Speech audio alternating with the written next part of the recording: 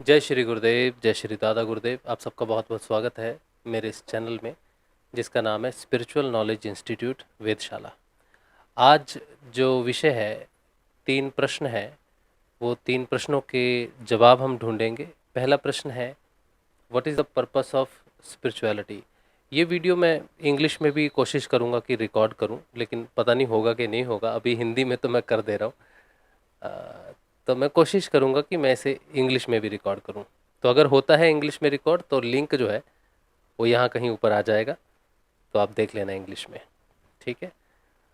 तो what is the purpose of spirituality. अध्यात्म का उद्देश्य क्या है, हम क्यों अध्यात्म में आना चाहते हैं। तो अध्यात्म का जो उद्देश्य है वो है स्वयं को आत्म रूप में जानना। हम जो हैं दुनिया के साथ जुड़े हुए हैं, हमारा किसी परिवार में जन्म हुआ है, किसी समुदाय में जन्म हुआ है, हमारा कुछ नाम है, हमारे रिश्ते हैं, हमारा एक एक संस्कृति, एक समाज तैयार हमें मिलता है हमारे जन्म के साथ। हमारा एक देश है, हम भारतीय हैं, कोई ऑस्ट्रेलियन हो सकता है, कोई अमेरिकन हो सकता है। तो इस तरह से हम जुड़े हुए हैं इस संसार से अलग अलग चीज़ों के माध्यम से। मुख्य रूप से 4 बंधनों से हम जुड़ते हैं इस संसार में। हमारे शरीर से जुड़ते हैं, हमारे प्राण से जुड़ते हैं, और हमारे मन से और हमारी बुद्धि से जुड़ते हैं। शरीर से लोग हमें पहचानते हैं कि ये कौन व्यक्ति है, क्या है। प्राण से हम जुड़ते हैं, हमारे संबंध क्या है, इमोशंस जो है, इमोशनली हम किसी से जुड़ते हैं। और मन से हम इच्छाओं के कारण किसी से जुड़ जाते हैं। और बुद्धि के कारण लोग हमें जानते हैं कि हम इंटेलेक्चुअल हैं, या हम कैसे जो हैं, कितने शार्प हैं, या कितने ज्ञानी हैं, या कितने समझदार हैं, बुद्धिमान हैं, कैसे हम अपनी दिनचर्या चलाते हैं, किस ऑर्गेनाइजेशन में हम काम करते हैं। तो उस तरह से हमारी पहचान बनती है। जैसे साइंटिस्ट है, तो उनको पहचाना जाता है उनकी बुद्धि की वजह से, उनके ज्ञान की वजह से पहचाना जाता है। तो हमारी 4 तरह से पहचान बनती है संसार में, 4 तरीके से हम जुड़े रहते हैं। हम स्पिरिचुअलिटी में इसलिए आते हैं, अध्यात्म में इसलिए आते हैं कि इन चारों के परे भी मेरी कोई आइडेंटिटी है, या मैं कौन हूँ। तो जब भगवान की तरफ लोग जाते हैं और लोगों को अच्छा लगता है कि हम मंदिर में जाते हैं, भजन करते हैं, हमें अच्छा लगता है भगवान का नाम जपना, हमें आनंद की प्राप्ति होती है, हमें भगवान की तरफ जाना है, लोग सकारात्मक होते हैं। कुछ लोग अच्छा कर्म करते हैं, भगवान से जुड़कर दान करते हैं, नाम जपते हैं भगवान का कि हमें अगला जन्म जो है वो अच्छा मिलेगा।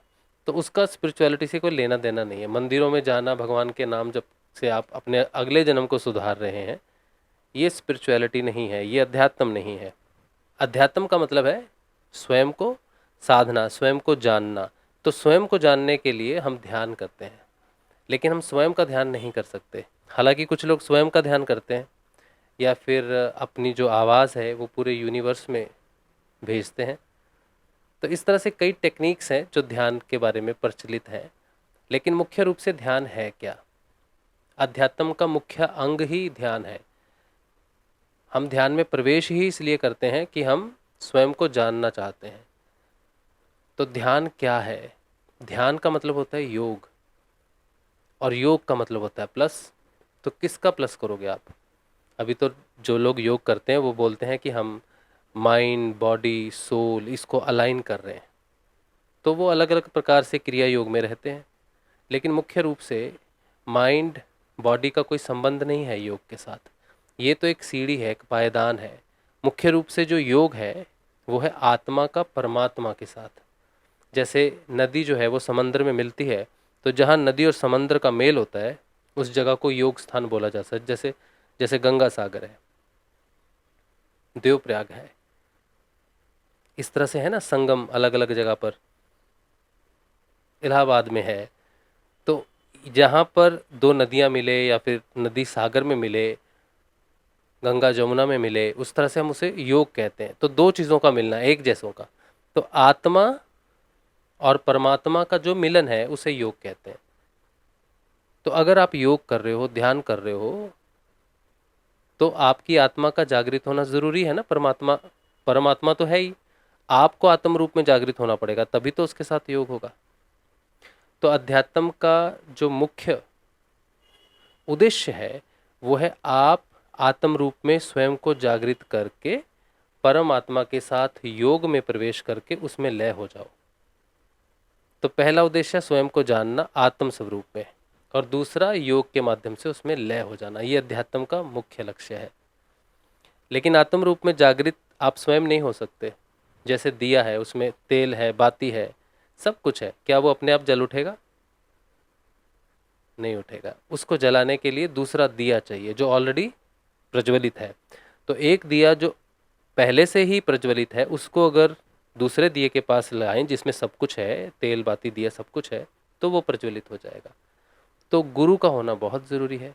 गुरु कौन है? प्रज्वलित दिया है, जागृत आत्म स्वरूप है।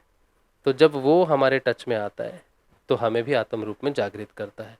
वो एक शिक्षा देता है, एक पथ देता है कि इस पथ पर चलो, ये नाम जपो, मेरा ध्यान करो, तो तुम भी मुझ में लय हो जाओगे या मेरी तरह जागृत हो जाओगे। क्योंकि गुरु कोई शरीर नहीं है, वो कह रहा है कि तुम मुझ में लय हो जाओगे तो आप किसी व्यक्ति के गुलाम हो जाओगे। वो आत्म स्वरूप में कह रहा है कि तुम मेरे जैसे हो जाओगे, आत्म स्वरूप में प्रकट हो जाओगे। तो अध्यात्म का पहला उद्देश्य है आत्म रूप में जागृत होना, और उसके लिए ध्यान में प्रवेश करना। और ध्यान का मतलब योग में प्रवेश करना। ठीक है, ये पहला प्रश्न है कि अध्यात्म हमें क्यों, अध्यात्म का उद्देश्य क्या है। ठीक है, दूसरा प्रश्न है what is the difference between a religious and a spiritual person. आध्यात्मिक व्यक्ति में और धार्मिक व्यक्ति में क्या अंतर है? धार्मिक व्यक्ति वो है जो अपने अगले जन्म को सुधारता है। धार्मिक व्यक्ति वो है जो किसी धर्म से जुड़कर उस धर्म का प्रचार प्रसार करता है। कुछ लोग बड़े कट्टर होते हैं। हिंदू धर्म में कट्टरवाद होता है कि हम हिंदू हैं, मुसलमान में भी कट्टरवाद होता है, सिखिज्म में भी कट्टरवाद होता है, ईसाइयों में भी ईसाइज्म होता है, इज्म आ जाता है बीच में। तो कोई व्यक्ति जो अपने जन्म से मिले हुए धर्म को सब कुछ मानता है और उसी धर्म के प्रचार प्रसार के लिए करता है, या फिर उस धर्म के अनुसार अपने जीवन को जीता है, व्रत करता है, अनुष्ठान करता है, यज्ञ करता है, पुण्य करता है, सही कर्म करता है, दान करता है, भगवान की मूर्तियाँ, प्रतिमाएं, मंदिर ये सब बनाता है, धर्म के काम करता है, जो भगवान की तरफ उन्मुख है, जो सकारात्मक रूप से भगवान को पूजता है।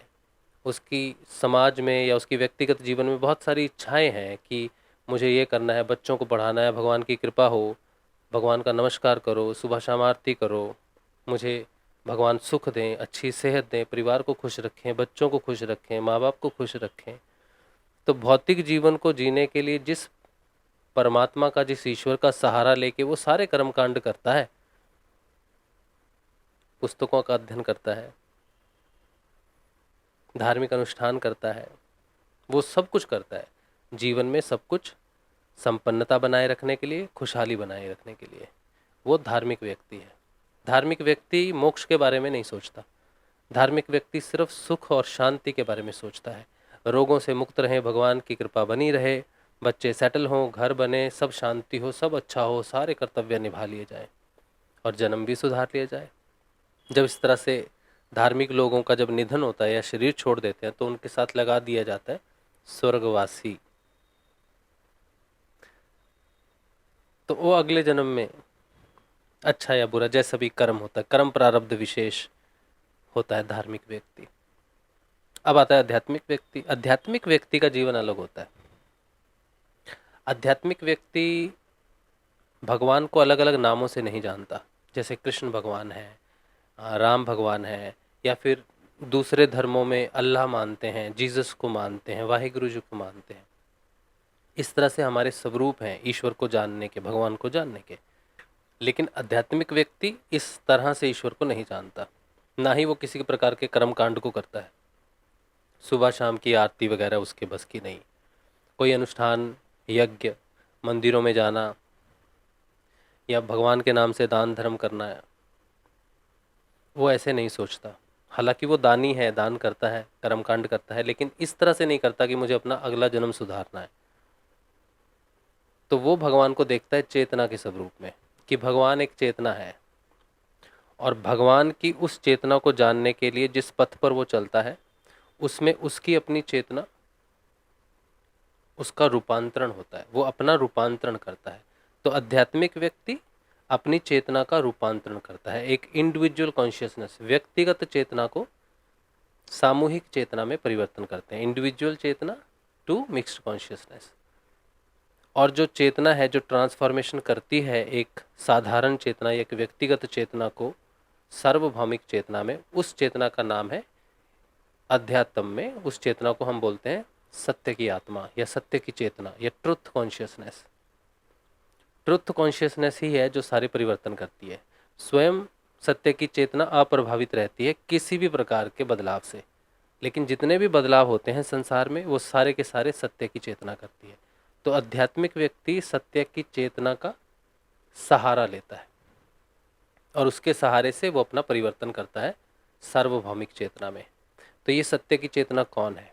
तो आध्यात्मिक व्यक्ति जो गुरु बनाता है उसका गुरु से ध्यान देता है, नाम जप देता है और कहता है कि जो कुछ भी परिवर्तन होगा वो तुम्हारा अंदर से होगा, ये तुम्हारी खुद की यात्रा है। आपो दीपो भवा, तुम्हें ये यात्रा स्वयं करनी है। अब धार्मिक व्यक्ति के भी गुरु होते हैं जो उनके पास जाते हैं, कोई समस्या आती है तो जाते हैं, गुरुजी ये समस्या होगी, तो गुरुजी कहते हैं ठीक है मैं यज्ञ कर देता हूँ या मैं ये चीज़ देता हूँ तुम अपने घर में लगा लो जाके। तो किसी का गुरु एस्ट्रोलॉजर होता है, किसी का कोई मतलब एक धार्मिक संप्रदाय के हिसाब से धर्म गुरु होता है, तो वो उनके पास जाते हैं। आध्यात्मिक व्यक्ति को गुरु के पास जाने की जरूरत नहीं होती। आध्यात्मिक व्यक्ति गुरु के कहे अनुसार नाम जप और ध्यान करता है और उसका गुरु अंदर बैठता है। धार्मिक गुरु बाहर बैठता है, उसकी गद्दी है, एक से दूसरे के पास जाती है, लेकिन आध्यात्मिक गुरु अंदर बैठता है, सारे दिशा निर्देश अंदर से करता है, क्योंकि सारे परिवर्तन अंदर आते हैं। तो ये बहुत बड़ा अंतर है धार्मिक व्यक्ति में और आध्यात्मिक व्यक्ति में। ठीक है। तीसरा प्रश्न है why do we need a guru, what Guru does, हमें गुरु की क्यों ज़रूरत है, गुरु क्या करते हैं। तो दूसरे प्रश्न में मूल रूप से हमने काफ़ी जान लिया कि गुरु क्या करते हैं, हमें गुरु क्यों चाहिए। तो बिना गुरु के मुक्ति नहीं होती, बिना गुरु के मुक्ति नहीं हो सकती। बहुत लोग कहते हैं कि हमें गुरु नहीं चाहिए, हम अपना ध्यान करते हैं, अपनी इच्छा से करते हैं, और मैंने शिव को ही गुरु मान लिया है, कृष्ण को ही गुरु मान लिया है। जब आप भगवान शिव को या कृष्ण को गुरु मानते हैं तो वो आपको हमेशा एक धर्म के साथ बांध के रखते हैं, बाहर हिंदुइज्म के साथ बांध के रखते हैं। जब आप ऐसे गुरु को धारण करते हो जो स्वयं ये कहता है कि मैं न हिंदू हूँ न मुस्लिम हूँ, मैं एक चेतना हूँ। मेरे गुरुदेव ने कहा था कि मैं अकेला ही निकल पड़ा हूँ संसार में, मुझ पे किसी जाति विशेष, धर्म विशेष, देश विशेष, किसी का कोई एकाधिकार नहीं है। तो जो गुरु ये कहता है कि वो किसी धर्म विशेष को, किसी धर्म विशेष से नहीं है, किसी जाति विशेष, समुदाय या देश विशेष से नहीं है, वो एक चेतना के रूप में है और जो भी उससे जुड़ेगा उसकी चेतना में परिवर्तन होगा। तो सच्चा गुरु जो अध्यात्म में आपको आत्म स्वरूप में प्रकट करता है वो पूर्ण रूप से हर बंधनों से मुक्त होता है। सच्चा गुरु बंधनों से मुक्त करता है, बंधन बांधता नहीं, कोई नियम का बंधन भी नहीं बांधता कि ये छोड़ दो, ये करो, ऐसा करो, वैसा करो, कुछ भी नहीं करता। वो बड़ी साधारण सी, सरल सी एक विधि बताता है कि ये नाम भगवान का तुमने जपना है। भगवान का नाम भी वो इसलिए देते हैं क्योंकि भगवान के नाम जप से जो अपात्र होते हैं, क्योंकि हर मनुष्य को अधिकार है कि वो अपनी स्वयं की चेतना को प्राप्त करे, अपनी आत्म चेतना को प्राप्त करे, लेकिन उसके लिए पात्र होना ज़रूरी है। तो गुरु जब आते हैं तो देखते हैं कि ये तो पात्र नहीं है, ये तो आत्म साक्षात्कार नहीं कर पाएगा, तो कोई तो उपाय करना पड़ेगा। तो भगवान के नाम जब से जो गुरु देते हैं, गुरुदेव जो मंत्र देते हैं, आप किताबों से पढ़ के मंत्र जपते हो उससे आपकी चेतना में परिवर्तन नहीं आएगा, क्योंकि गुरु जो मंत्र देते हैं वो इनलाइटेड होता है। गुरु स्वयं उस मंत्र में वास करते हैं, उस मंत्र में गुरु की चेतना होती है। तो जब आप उस मंत्र को जपते हैं तो वो मंत्र अपने आप आपके अंदर चलता है, जिसे जपा जाप कहते हैं। गुरु के दिए हुए मंत्र का जपा जाप लगता है, गुरु स्वयं आपके अंदर बैठ के जपने लग जाता है वो। तो जो मंत्र गुरु से मिलता है वो मंत्र किसी अपात्र को, किसी कुपात्र को सुपात्र बनाता है। पात्रता सिद्ध होती है मंत्र से। और आप चाहे लाख बार जपो, करोड़ बार जपो, उससे पात्रता सिद्ध नहीं होती। जब तक गुरु का दिया मंत्र जब तक गुरु का दिया मंत्र 24 घंटे आपके अंदर चलना ना शुरू हो जाए, तब तक आध्यात्मिक यात्रा शुरू नहीं होती। और वो जब जपा जाप लग जाता है, जब आप गुरुदेव से जुड़ते हो, गुरु को समर्पण करते हो, किसी लालच में आए हो गुरु के पास कि मुझे ये शक्ति चाहिए या मुझे ये चाहिए, तो नहीं लगता उसका जपा जाप, फिर मुश्किल होती है, आध्यात्मिक यात्रा शुरू नहीं होती। जो पूर्ण रूप से सरेंडर करता है कि हे गुरुदेव, मेरे प्राण आपके चरणों में है, मुझे आत्म साक्षात्कार करना है, मुझे दिशा दीजिए, मैं आपका कहना मानता हूँ, जैसा आपने कहा है वैसे जाप करूँगा, वैसा ध्यान करूँगा। गुरु का ही ध्यान करना होता है। गुरु सगुण और निर्गुण दोनों है। कोई व्यक्ति नहीं होता गुरु, मनुष्य या शरीर नहीं है गुरु। वो परम चेतना है जो हमारे जैसे शरीर में इनलाइटेड, हमारे जैसे साधारण शरीर में दिखता है। तो आप अगर अपने शरीर में परमात्मा को खोज रहे हो, लेकिन आपको अपने गुरु में परमात्मा नहीं दिखता, तो बड़ी मुश्किल बात है। तो वो गुरु जो आपको नाम दे, जो चेतन मंत्र दे, वो जपा देता है, वो कुपात्र को सुपात्र बनाता है, और सुपात्र ही है जो अंतर्मुखी होके आत्म जागृति के द्वार पर खड़ा हो जाता है जाकर। फिर यमराज को कहना पड़ता है, ठीक है बेटा, आप आगे जाओ, मृत्यु से परे देखो क्या है। तो शरीर भाव की मृत्यु के बाद जब वो जागृत होता है, तो उसका जो गुरु है वही उसकी आत्मा मानी जाती है, क्योंकि गुरु क्या है, परम तत्व है, और आपके अंदर जो आत्मा है वो भी परम तत्व है। इसलिए गुरु, शिष्य की आत्मा गुरु है। बिना गुरु के आत्मा को जगाने वाला कोई भी नहीं है। इसीलिए भगवान, आप जिसकी भी भक्ति करते हो, शिव की, कृष्ण की, या जिस समुदाय में, जिस समाज में, जिस धर्म में आप हो, जिसे ईश्वर मानते हो, उसे सच्ची प्रार्थना करनी चाहिए कि मुझे गुरु के स्वरूप में प्राप्त हो जाओ। तो गुरु किसी भी समुदाय का आए, उसमें भेद नहीं करना चाहिए कि मेरी जात का नहीं है, मेरे धर्म का नहीं है, मैं कैसे मान लूँ। गुरु की कोई जात और कोई धर्म नहीं होता। और जब वो अपने में परिवर्तित करता है अपने शिष्य को, तो शिष्य की जात भी लय हो जाती है। सब कट्टरपंथी पीछे रह जाते हैं, सिर्फ चेतना ही आगे जाती है। तो बिना गुरु के संभव नहीं है। तो अगर आप गुरु ढूंढ रहे हो, तो आप मेरे गुरुदेव भगवान समर्थ सदगुरुदेव श्री रामलाल जी सिहाग, जिन्होंने मुझे आत्मचेतना दी। बहुत लोग ये सोचते हैं हमें गुरु जी से मिलने जाना पड़ेगा, मुझे भी कहते हैं आपसे मिलने आना है, तो मैं कहता हूँ मुझसे मिलने क्यों आना है। मैं जब अपने गुरुदेव से कभी नहीं मिला, बिना मिले अगर आत्म चेतना आ सकती है, तो आप जहाँ भी हो, जिस देश में भी हो, जहाँ भी हो, आपको बस गुरु मंत्र चाहिए। आप उस मंत्र का जैसे गुरुदेव बताते हैं वैसे जाप करना है, और गुरुदेव का ध्यान करना है। इतना ही है बस, अध्यात्म इतना ही है। अध्यात्म में कोई बहुत लंबा चौड़ा कोई कर्म कांड नहीं होता है। मैं अपने गुरुदेव से कभी नहीं मिला। 2014 में मैंने दीक्षा ली, तब गुरुदेव जीवित थे, और इंटरनेट के माध्यम से ली। 2017 में 91 वर्ष की आयु में गुरुजी ने शरीर छोड़ दिया। उसके 2 वर्षों बाद 2019 सितंबर के अंत के आसपास मुझे आत्मचेतना आई। गुरुजी के ब्रह्मलीन होने के बाद मैंने भी ऐसे ही यूट्यूब से गुरुदेव के बारे में जाना, उनका मंत्र सुना, जपना शुरू कर दिया। पहले 5 वर्षों तक तो मुझे साधना समझ ही नहीं आई, क्योंकि मुझे मालूम नहीं था कि धार्मिकता और आध्यात्मिकता में क्या अंतर है। जब जीवन के सारे द्वार बंद हुए और आध्यात्मिक द्वार खाली खुला रह गया, तो मुझे उसमें प्रवेश करना ही पड़ा। जिस तरह से मैं डिटेल में समझाता हूँ लोगों को, वैसे मुझे समझाने वाला कोई भी नहीं था। तो मुझे 5 वर्ष लगे इस बात को समझने के लिए कि गुरु जो मंत्र देता है सिर्फ उसे ही जपना पड़ता है, और सिर्फ गुरु का ही ध्यान करना पड़ता है। एकमात्र वही है जो दशम द्वार पर बैठता है। दशम द्वार के लिए मैंने वीडियो बनाया, आप इस चैनल पर खोजना कि दशम द्वार क्या है। तो ये आज्ञा चक्र ही दशम द्वार माना जाता है। ये अंदर खुलता है, ये नहीं खुला तो आप अंदर नहीं जा सकते। तो जब तक आप एकनिष्ठ नहीं होते गुरु के प्रति, वो द्वार नहीं खुलता। ठीक है, तो ये कुछ छोटी मोटी जानकारी है।